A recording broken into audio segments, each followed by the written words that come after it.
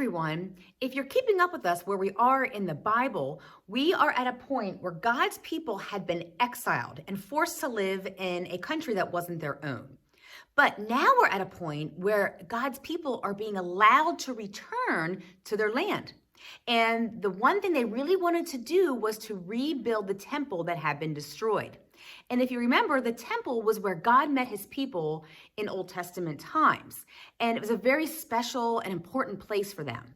So today we're actually going to watch two different lesson videos about the process of rebuilding the temple that we read about in the books of Ezra and Haggai. So let's watch.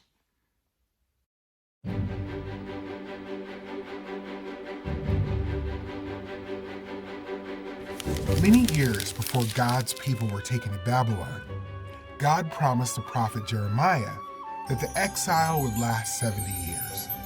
Then, God would bring his people back home. God always keeps his promises. Cyrus, king of Persia, had taken over Babylon. God gave Cyrus an idea. Cyrus said, "Let all of God's people go back to Jerusalem so they can rebuild the Lord's temple. Give them gold and silver and animals. Give them gifts for God's temple."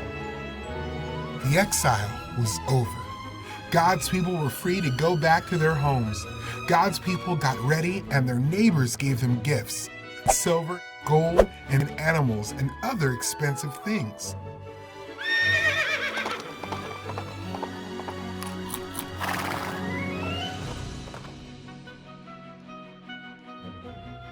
Zerubbabel and the high priest led God's people back to Judah. They had been away for 70 years. Many of the people were born in Babylon. They had never seen the land God had given their parents and grandparents. In all, thousands of people went back to Judah. They settled in their hometowns and set up their houses. Then the people met together in Jerusalem to rebuild the Lord's temple. First, the priest rebuilt the altar in the same place it used to be. They followed all the laws of God for building. When the altar was finished, they offered burnt offerings to God. The people also obeyed the law about special celebrations. They had a festival like God had told them to do, and they made sacrifices to God. Then God's people gave money to stonecutters and carpenters who would work on God's temple. They paid people to bring cedar logs to Jerusalem. Finally, when everything was ready, the people started to work. They laid the foundation of the temple. The foundation was important. It would make the building strong. When the foundation was finished, the priests put on special clothes and the people praised God. They sang, "The Lord is good. His faithful love will last forever."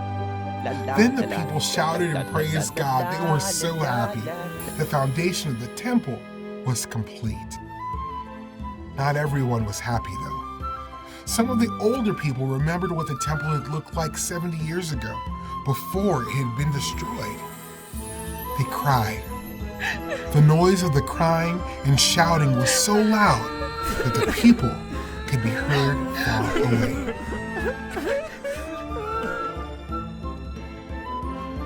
Zerubbabel led God's people back to the temple to rebuild it.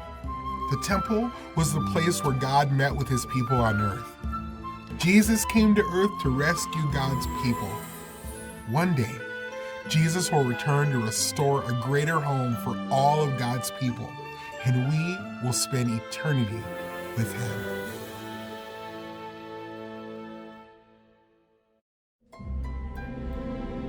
After living in Babylon for 70 years, God's people were home.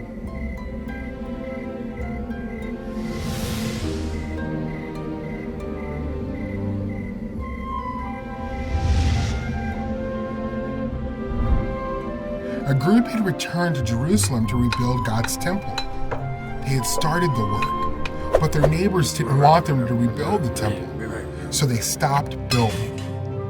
The people made excuses. Maybe it isn't the right time to rebuild the temple, they said. They thought that because the task was difficult, maybe God didn't want them to do it.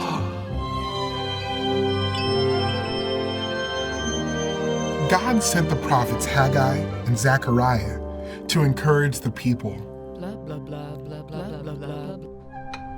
So the leaders, Zerubbabel and Joshua, started working on the temple again. At this time, Darius, the king of Persia, ruled over the land of Judah. The king was in charge of so much land, he put governors in charge of some of the land. A governor named Tattenai noticed God's people had started to rebuild the temple again.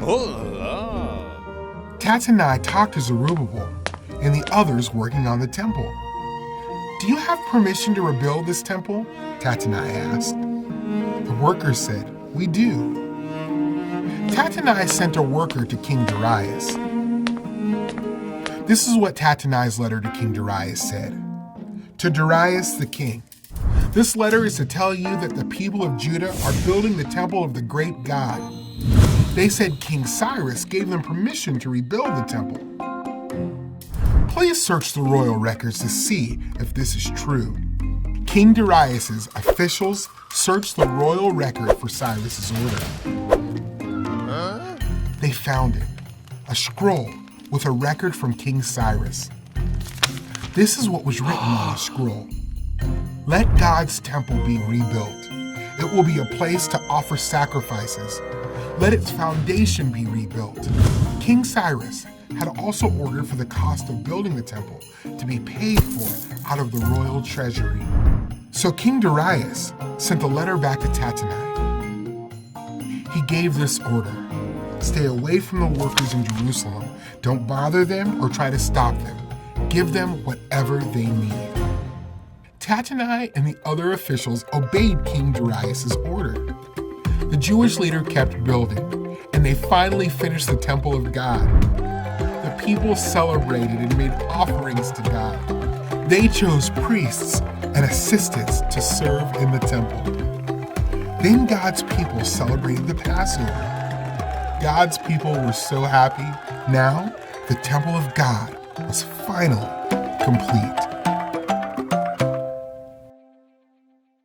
God's people rebuilt the temple so they would have a place to worship God. Years later, God sent his son, Jesus, to be with his people. Now God dwells not in the temple, but directly with his people. Jesus provided something better than the temple. He gives us himself.